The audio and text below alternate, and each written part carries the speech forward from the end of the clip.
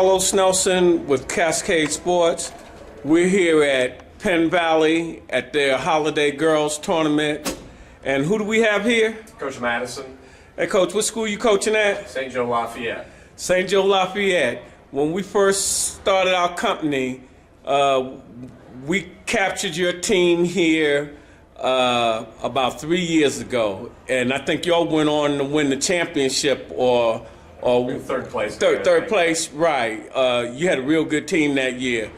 Tell us a little bit about what you got for us right now in the 2012-2013 season as it relates to your team. Well, right now we're 5-1. We won the Savannah tournament. Our only loss is to Kirksville, who's undefeated also in Class 4. We returned a lot of players, and we had really 2 seniors that played last year, so we returned a lot of experience, and most of our scoring from last year's back. So we got some younger players that are stepping up, and so far we've had a good year. All right. Who are you looking towards this year to be leaders on your team? Tell our audience a little something about who they should be looking at the game coming up. Well, our point guard's Ashley Hinkle, who's a junior, who's played for us now for 3 years. And then our leading scorer is Oceana Weston, who's averaged double-double all 3 years. She's been in high school and recently passed the 1,000-point mark for her career. So excellent. So those two do a lot of our offensive stuff for us, and Ashley also is a really good defender on the perimeter, as well as Osh on the perimeter. They both do a good job defending. You got any bigs?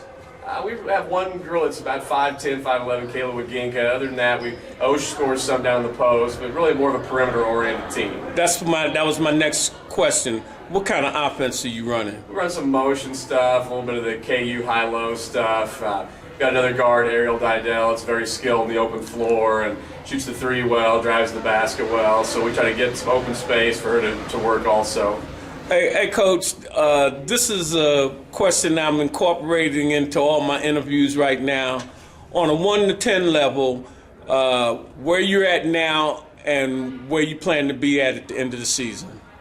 Well, I think right now we're probably around a 7. We're kind of sporadic. Offensively, we've been better than we've been in the last couple of years, but defensively, we've kind of come and gone a little bit. Had some really good games defensively, some not as good, but I think if we can clean that up a little bit and maybe get. What was that, mental lapse or what? I think a little bit of that. I think we got some leads. We had a couple different games. We got up by 16 or 18. I think we kind of let up, and next thing you know, we're only up 4 or 5. And that's what Coach Jan Henley said. Raytown's problem had been in the games that they could have won all them games. Yeah. They were up and mental lapse. Well, I think we haven't, our program, we haven't had as much success, so we're not used to having leads like that, and we're not, don't understand when to put a team away. And I think as the year goes on, we'll get better at that, and we'll get, be a team that'll be a lot harder to beat down the stretch. So you think you can get to 9 or 10 by the end of the season? 9, definitely, and hopefully by districts we can get to the 10 spot. All right, another question I said I was going to integrate into all my interviews.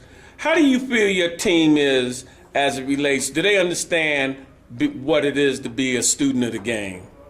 I think we have more players now that understand that than we've had in the past. Just watching the game, and like tonight, we're out here watching these games before us. You can learn a lot, about watching IQ, basketball Absolutely. IQ. And a lot of the younger kids, they don't understand that if their defense or their offense is off, if they got a basketball IQ, they really can contribute to the team. Yeah. Well, I think our basketball IQ is the highest it's been. Now, I still think we have a ways to go, but I think we're better now than we've been in the past. And how's your team doing academically?